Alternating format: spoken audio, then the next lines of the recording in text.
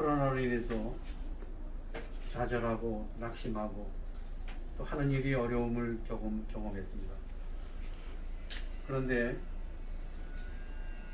이제 금년 마지막 달에 모든 것을 극복하고 다시금 우리가 모여서 하나님께 예배하고 찬양할 수 있게 된 것입니다. 우리가 어떻게 이 모든 것을 극복할 수 있었겠는가 생각해 볼 때 그것은 하나님의 약속을 믿었기 때문에 그렇습니다. 말씀이 우리에게 축복이 됐기 때문에 그런 것입니다. 우리가 말씀을 믿지 못했다면 우리는 아마 어려움을 더 많이 겪었을 거예요. 저는 어려울 때마다 지난 과거 어려운 시절을 기억합니다. 1960년대에 대한민국은 굉장히 어려웠습니다. 저희들이 중고등학교 시절이죠. 그때는 나라도 가난했고 개인도 가난했습니다. 또 1970년대에 군대 가서 많은 어려움을 겪었습니다. 여름철에 완전 군장을 하고 10km 구보를 거의 매일같이 하다시피 했으니까는 얼마나 어려웠겠습니까?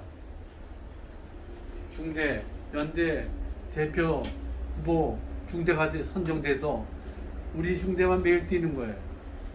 굉장히 그때는 힘들고 또 죽을까봐 걱정도 많이 했지만 하나님을 강하게 붙들고 의지했던 기억이 납니다. 지나고 보면 모든 것이 하나님의 은혜였습니다. 앞으로도 마찬가지예요.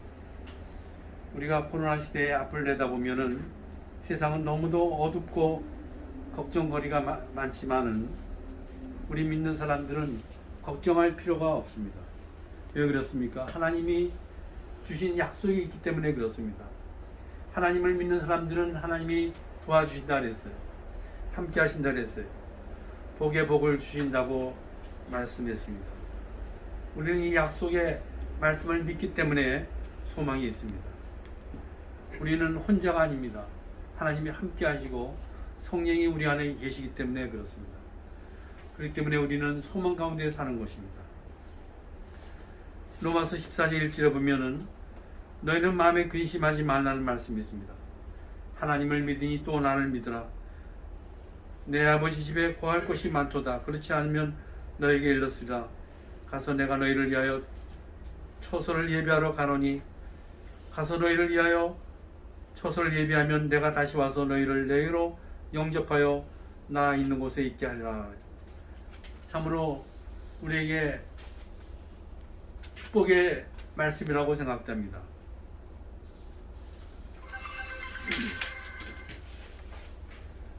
그렇기 때문에 우리는 미래에 대해서 걱정할 필요가 없는 것이 하나님의 말씀이 우리에게 주어지기 때문에 그렇습니다.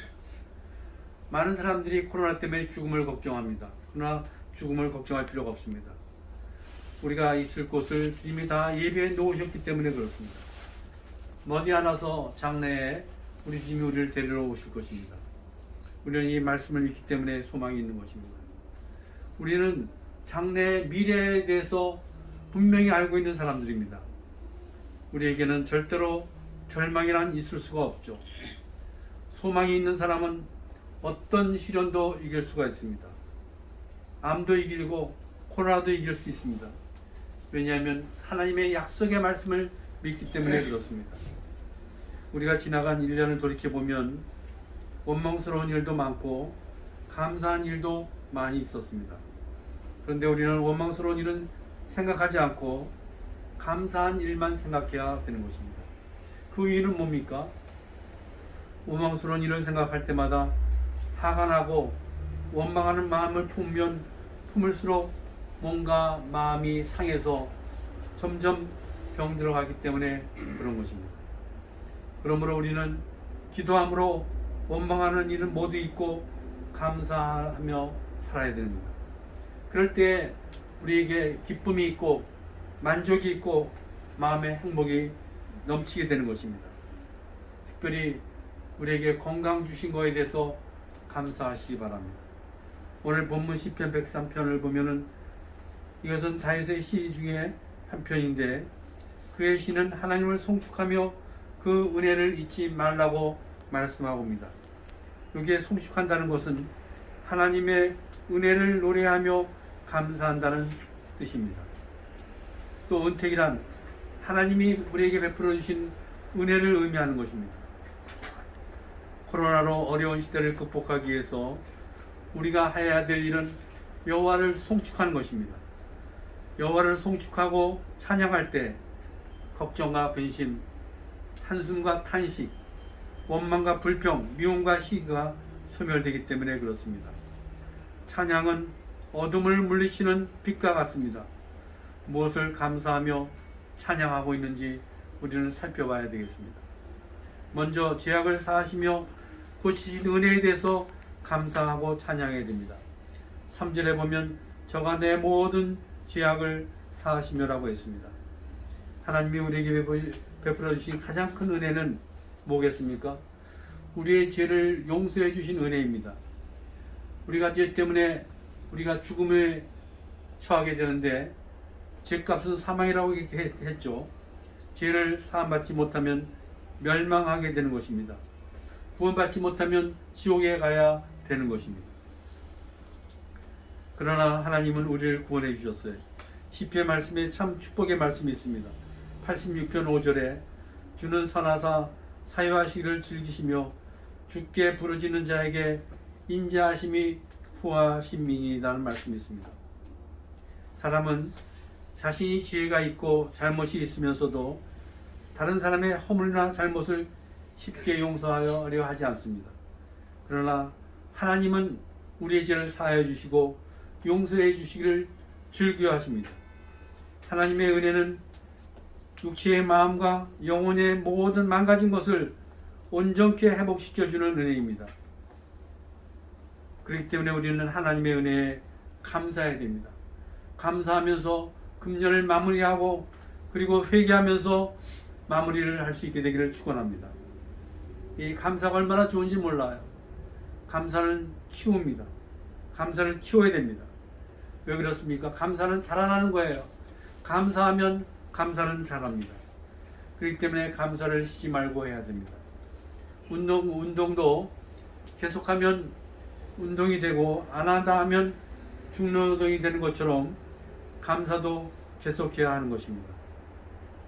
그리고 하나님의 일에 최선을 다하지 못했다면 먼저 하나님 앞에 회개를 해야 됩니다. 예수님의 보혈의 피로 여러분을 기억하고 싶지 않은 것도 하나님께서는 다 용서해 주셨다는 것을 우리가 기억해야 될 줄로 믿습니다. 죄가 용서받았다는 것, 그것을 성경은 우리에게 너무나 구체적으로 말씀하고 있습니다. 요한 1서 1장 9절에 보면 만일 우리가 우리 죄를 자백하면 저는 미쁘시고 의로우사 우리 죄를 사하시며 우리를 모든 불의에서 깨끗하게 하실 것이라는 말씀이 있습니다. 정말로 예수를 믿으면 죄가 지워집니다. 사람들은 죄를 많이 지음으로 죄인이다 생각합니다. 그렇지 않아요. 죄인임으로 죄를 짓는 것이지 죄를 짓기 때문에 죄인이 되는 것이 아닙니다. 우리 모두 다 하나님을 믿고 살 때에 하나님께서 우리를 놀라운 은혜로 인도해 주시는 것입니다. 근데 많은 사람들이 그 하나님의 복음을 믿지 못하고 있습니다. 깨닫지 못하고 있습니다. 얼마나 안타까운지 몰라요. 그래서 죄를 씻으려고 여러 가지 방법을 동하지만 그 방법으로는 해결할 수가 없습니다. 죄를 씻으려고 해도 죄인이기 때문에 씻어놓으면 또 죄를 짓고 씻어놓으면 또 죄를 짓고 끝이 없어요. 해결 방법이 없습니다. 죄를 짓지 않기 위해서는 죄 없는 사람이 우리를 대신해서 죄의 그 대가를 치러야 됩니다. 그래서 죄 없는 사람으로 만들기 위해서는 예수님이 이 땅에 오셔야 되는 것입니다. 예수님은 죄가 없는 분이고 또 우리의 죄를 대신해서 십자가에서 못 박혀 돌아가심으로 우리의 죄를 다 청산해 놓으신 것입니다. 이제 성탄절이 다가옵니다. 예수님이 왜 오셨습니까? 바로 우리의 인간의 죄를 사해 주기 위해서 오셨습니다. 우리를 구원해 주기 위해서 오셨습니다. 마태복음 1장 21절에 아들을 낳으리니 이름을 예수라 하라. 이는 그가 자기 백성을 그들의 죄에서 구원할 자심이라고 말씀합니다. 에베소서 2장 1절에 보면 그는 허물과 죄로 죽었던 너희를 살리셨도다, 그런 말씀이 있습니다. 우리들은 누구나 다 예수님을 알기 전에는 허물과 죄로 죽었던 사람들입니다. 그러나 예수님이 우리를 대신해서 죽어주심으로 말미암아 우리에게 새로운 생명을 주시고 살려주신 것입니다. 요한복음 10장 10절에 보면 내가 온 것은 양으로 생명을 얻게 하고 더 풍성히 얻게 하려 함이라 말씀이 있습니다. 여기서 생명이라는 것은 하나님의 영생의 생명을 말하는 것입니다. 다음으로 우리에게 잘못된 사람을 용서해 줘야 될 것을 성경은 말씀하고 있습니다. 우리가 용서해 주지 않는다면 하나님도 우리의 죄를 용서해 안 해주실 거라고 성경은 말씀합니다. 우리가 회개하면 용서할 뿐만 아니라 우리의 죄를 기억도 안 한다는 말씀이 있습니다. 도말한다는 말씀이 있습니다. 이 도말은 우리가 범한 죄를 없는 것처럼 없애버리는다는 말씀이 도말입니다. 마치 벽에 낙서가 많은데 흰 페인트로 그거를 칠해버리면 그 낙서가 다 없어지는 것과 똑같습니다. 이사야서 43장에 보면은 곧 나를 위하여 내 허물을 도말하는 자니 내 죄를 기억지 않는다 그랬어요. 얼마나 우리에게 축복의 말씀인지 몰라요. 그러므로 회개하는 자에게는 소망이 있습니다. 제가 내일부터 또 전시하는데 이 복음을 전하기 위한 전시회고 또 이웃을 돕기 위한 전시회입니다. 돌아온 탕자에 대한 그림인데 돌아온 탕자가 회개하고 돌아오니까 어떤 일이 벌어졌습니까? 그 아버지가 과거를 묻지 않습니다. 과거를 책망하지 아니하시고 하나도 그의 잘못을 지적하지 않습니다. 회개하면 용서받습니다. 그러므로 회개하는 자에게는 소망이 있는 것입니다. 그렇기 때문에 우리는 과거에 매이지 않는 삶을 살아야 됩니다. 과거에 매여서 자포자기하는 사람이 제일 어리석은 사람입니다. 그것이 가장 잘못된 결정입니다. 과거는 다 지나간 것입니다. 우리는 과거를 잘 정리만 하면 되는 것이지 또 과거에 집착하고 그렇게 살 필요가 없습니다. 과거를 잊으시기를 바랍니다. 그리고 앞을 내다보시기를 바랍니다. 중요한 것은 언제입니까? 지금입니다. 지금 어떻게 하느냐에 따라서 미래가 결정되는 것입니다. 미래는 우리가 하기 나름의 따름입니다. 고린도후서 6장 2절에 보면 내가 은혜 받을 때 은혜 베풀 때 너에게 듣고 구원의 날에 너를 도왔다 하였으니 보라 지금은 은혜 받을 만한 때요 보라 지금은 구원의 날이라는 말씀이 있습니다. 바로 지금이 은혜 받을 기회입니다. 구원받을 기회입니다. 우리의 인생은 마라톤과 경주와 같습니다. 시작도 중요하지만 가장 중요한 것은 끝입니다. 전도서 7장 8절에 보면 일의 끝이 시작보다 낫다 그랬습니다. 마라톤 경주를 하는데 스타트가 늦었습니다. 시작은 좀 늦었지만 많은 사람이 앞에 가고 자기는 뒤쳐서 뒤따라갑니다. 아무리 시작이 늦어도 골인을 할 때 1등으로 골인하면 1등이 되는 것입니다. 바로 인생은 마라톤입니다. 하나님께서 평가하실 때 보시는 것은 그 사람의 마지막인 것입니다. 인생의 중요한 것은 마지막입니다. 마지막에 지옥 간다면 그 사람은 인생을 실패한 사람입니다. 아무리 돈이 많고 성공해도 마지막에 지옥불에 들어간다는 것은 참으로 고통스러운 것입니다. 그러나 천국에 간다는 것은 축복입니다. 마지막으로 건강한 마음을 가져야 합니다.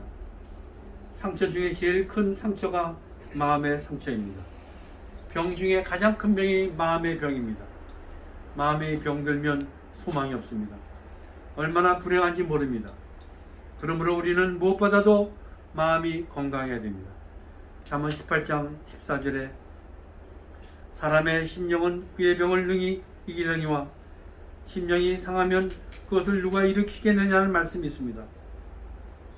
우리 하나님께서는 또 잠언 24장에 마음을 저울질하는 이가 어찌 통찰하지 못하시겠으며 라고 했습니다. 우리 하나님은 우리를 외모로 보지 않으시고 우리의 중심을 보시는 분이십니다. 우리는 깨끗하고 긍정적인 믿음의 마음을 가져야 되는 것입니다. 우리 하나님이 얼마나 좋으신 분인지 알 수 없습니다. 언제나 변함이 없으시고 언제나 신실하신 하나님인 것을 우리는 믿고 있습니다. 또 우리 하나님은 모든 것이 합력하여 선을 이루게 하시는 분이십니다. 에레미야 29장 11절에 여호와의 말씀이니라 너희를 향한 나의 생각은 내가 하나니 평안이요 재앙이 아니니라. 너에게 미래와 희망을 주는 것이니라. 너희가 내게 부르짖으면 내게 와서 기도하면 내가 너희들의 기도를 들을 것이요 너희가 온 마음으로 나를 구하면 나를 찾을 것이요 나를 만나리라. 우리 하나님께서는 항상 우리를 위해서 좋은 계획을 가지고 계시고 좋은 생각을 하고 계시고 좋은 미래를 하나님께서 준비해 놓으셨다는 것을 믿으시길 바랍니다. 그러므로 언제나 긍정적인 믿음의 마음을 가지시기를 바랍니다. 우리 13 기도 포럼 중에 한 사람도 정말 지옥에 가는 일이 없길 바라는 마음이 있습니다. 꼭 예수 믿고 구원받고 하나님의 자녀가 돼서 축복된 남은 생애를 사시기를 축원합니다. 아멘. 기도하시겠습니다. 하나님 감사합니다. 오늘 주신 말씀이 평생에 우리에게 축복이 될 줄로 믿습니다. 우리 마음 편안에 새길 뿐만 아니라 이 말씀을 붙잡고 믿고 이 말씀대로 살아서 이 말씀대로 언제나 복을 받는 우리 성도들이 되게 하여 주시옵소서. 예수님의 이름으로 기도드리옵나이다. 아멘.